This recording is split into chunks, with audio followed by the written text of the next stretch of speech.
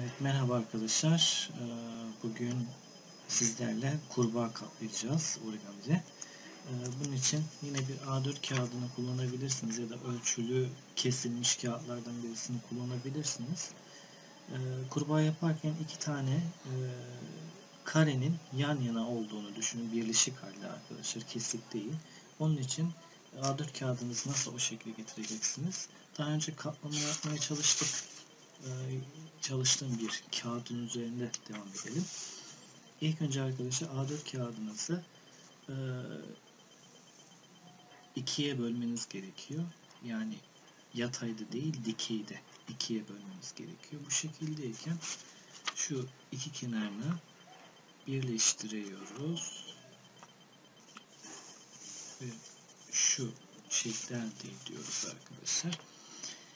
Ama bunu buradan kesmiyorsunuz. Yine aynı cetvel yardımıyla ya da silgi yardımıyla ya da sert bir düz resim yardımıyla bunu bu şekilde düzleyebilirsiniz. Bu kağıdımızın ortasındaki bizim yardımcı çizgimiz oluyor. Mutlaka herkes dergi, gazete kağıdıyla bir uçurtma yapmıştır. Kuyruklu bir uçurtma. Onun aynısını yapacağız. Burası bizim merkezimiz olacak.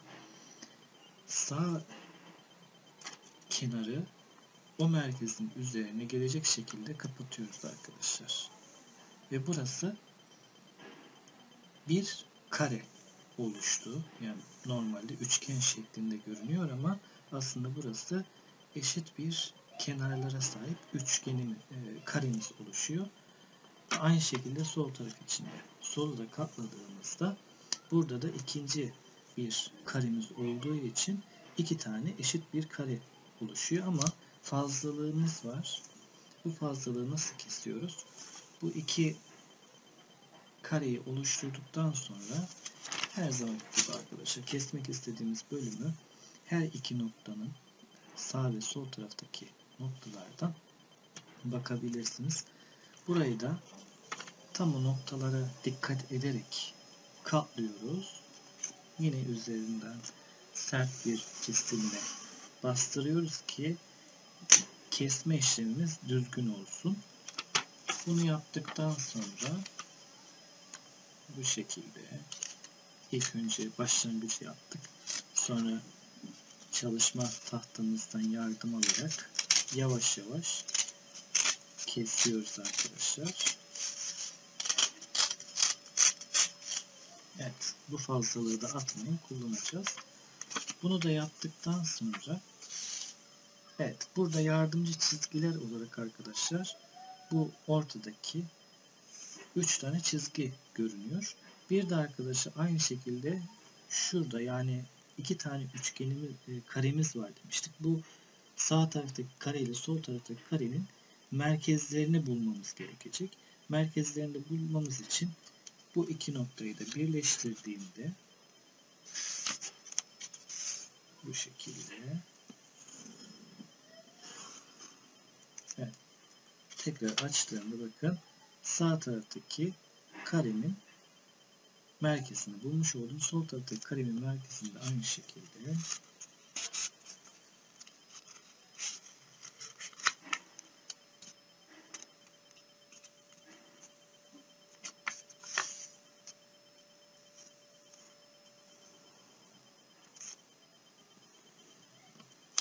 evet, bu karemin de merkezini bulmuş oldum arkadaşlar.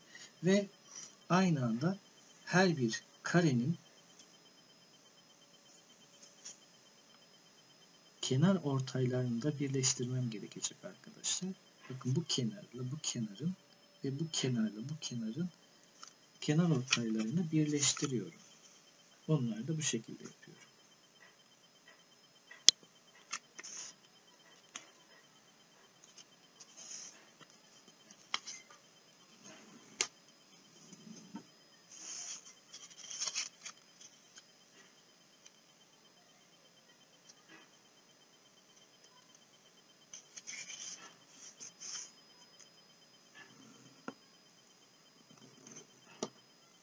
Evet.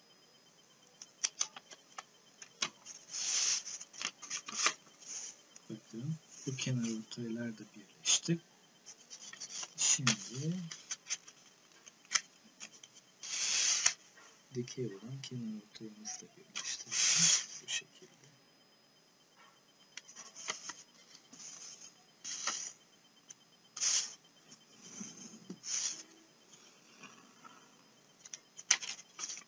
Evet arkadaşlar.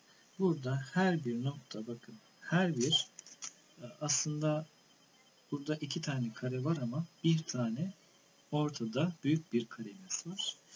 Peki bunu ne yapacağız? Bu kendinize biraz yıldız şeklinde duran karenin, bu kareleri bunun üzerine birleştirmemiz gerekecek.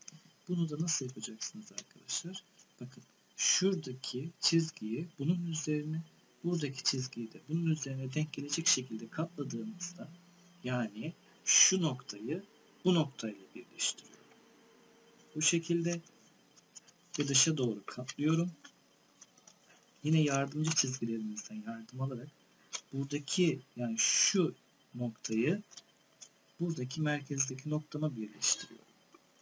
Bu şekilde ve yine dışa doğru katladığımda dışta bu bölüm kalıyor. Şu noktayı da merkezle birleştiriyorum ve bu şekilde bir üçgen oluşuyor. Aslında şu şekilde bir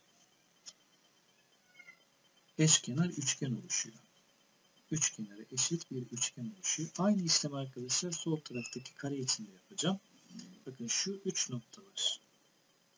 Bu kenardaki kenar ortayı, bu kenar ortayı ve bu kenar ortayı şuradaki merkezdeki noktaya denk getireceğim şekilde katlıyorum. İşte yardımcı çizgilerim, katladığım alanlar bu işe yarıyor. Birinci katlama,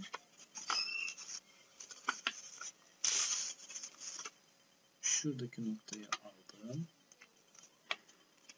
Bu noktayı da buraya birleştirdim. Evet. Sert bir çizim yardımıyla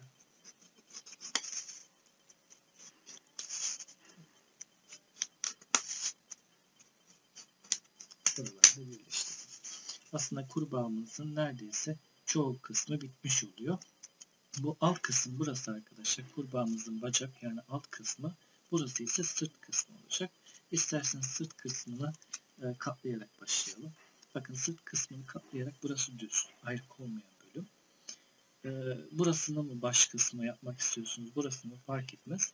Burayı tercih ederseniz şu bölümü, yani şu kenarı bu çizgi üzerine denk gelecek şekilde katlıyorum. Aynı şekilde sol taraftaki bölümü de ortadaki çizgi üzerine denk gelecek şekilde katlıyorum. Ama alttaki şu ayrık iki bölümü değil, tek katını arkadaşlar. Şu şekilde aldım. Böyle çizgi üzerine denk gelecek şekilde kenarın katlama işlemini yapıyorum. Aynı şekilde buradaki kenarı da bunun üzerine, bu çizgi üzerine gelecek şekilde katlıyoruz.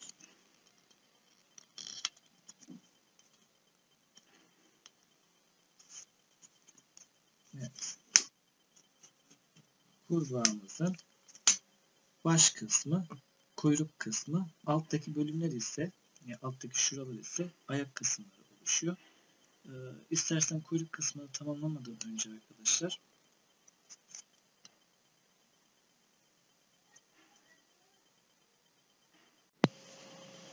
evet arkadaşlar, kurbağamızın baş kısmını katladık. Yani sırt kısmını, burası kurbağamızın başı, burası kuyruğu olacak. Ama şimdi ayaklarını yapmaya başlayalım. Burada ise bu iki ayrık bölüm, yani şu açık olan bölümler arkadaşlar, size karşıya ve size, yani size paralel olacak şekilde çalışma tahtanıza koyuyorsunuz ve buradan zaten ortadan bir çizgi geçiyor.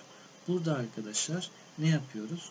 Şu 1, 2, 3, 4. Yani 4 tane bacak olacak şekilde katlayacağız. Ben ilk önce buradaki bölümü katlayacağım. Buradaki yatayı bu ortadaki yataya birleştirecek şekilde katlıyorum. Yani şu şekilde bu bölümü bu şekilde oluşturduk. Daha sonra isterseniz hepsini katladıktan sonra tek tek dışarı katlayalım. Sonra buradaki bölümü ortaya katlıyorum. Yani bu şekilde. Sonra bu bölümü ortadaki çizgi üzerine getiriyorum.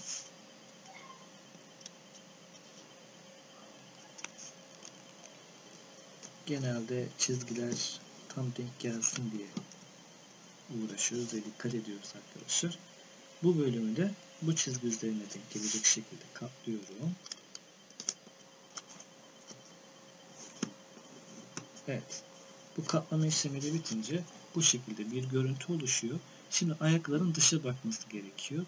Yani tekrardan arkadaşlar bu sefer şu katladığım bölümlerin yani tek katını şurayı buradaki dışa doğru olan çizgi üzerine paralel gelecek şekilde katlıyorum. Şöyle. Yani şu şekilde oluşacak. Bu görüntü oluşuyor arkadaşlar. Şöyle. Sonra aynı buradaki bölümü dışa gelecek şekilde bu bölüme katlıyorum.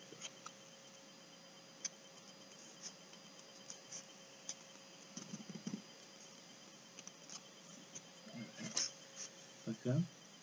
Baş kısmındaki ayakları bu şekilde oluştu kurbağamızın. Şimdi aynı şeyi arka kısmındaki ayaklar için de yapıyorum.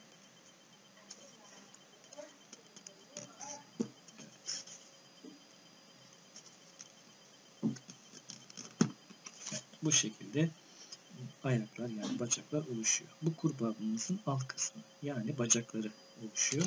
Bu şekilde koyduğumuzda kurbağamız arkadaşlar aslında tamamlanmıyor ama çok az kaldı. Kuyruk kısmını yapacağız şimdi. Kuyruk kısmını da bakın şuradaki eşkenar üçgenimiz var. Bu üçgeni arkadaşlar iki kez bir kere içeri bir kere dışarı olacak şekilde katlayacağız. Yani içeri katlarken şurayı merkez alacağız. İçeri doğru katlayacağız. Sonra o merkezin yarısı yani şurası yarısı dışarı gelecek şekilde dışarı katlayacağız.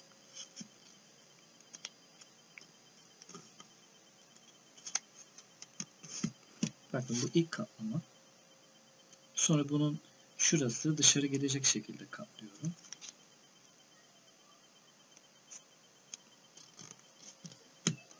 Evet. Bunu da bu şekilde yaptıktan sonra şu bölümleri üste getiriyorum. Ve kurbağamız tamamlanmış oluyor. İsterseniz buraya göz çizebilirsiniz. Yani kurbağalara göz vermek için. Keçeli kalemle. Evet. Şöyle yaptığımızda çocuklarımız için güzel bir şekil oluşuyor. Bunun zıplamasını aslında zıplar mı zıplamaz mı tam emin değilim ama şu şekilde yaptığımızda az da olsa sıçrıyor. Evet arkadaşlar. Origami'de kurbağamız da bu şekilde tamamlanmış oluyor.